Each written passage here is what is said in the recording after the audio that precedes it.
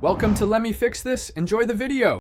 You begin by securing a quiet space and immediate action. Put the phone in airplane mode and close background apps. Plug in or pair your external mic, then open the recorder app and pick WAV or high bitrate MP3. This preserves quality. Check input levels, speak at normal volume, and watch meters so peaks don't clip. Once you see stable levels, tap record and count to 3 aloud. That gives you a sync cue. Make sure the mic orientation is correct before proceeding. You now focus on controlled recording technique. Mount the mic or rest the phone to eliminate handling noise and use a pop filter for vocals.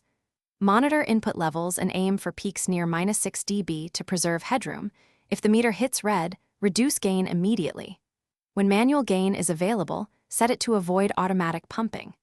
If you monitor playback live, check for latency and muted channels so you hear exactly what's being captured. Continue with short takes to test tone and dynamics. You finish by stopping the recording, saving with a clear file name, and immediately exporting a backup to cloud or another device so files aren't lost. Then listen critically through headphones for hiss, clipping, or dropouts. These issues tell you whether gain, mic placement, or cabling needs adjustment.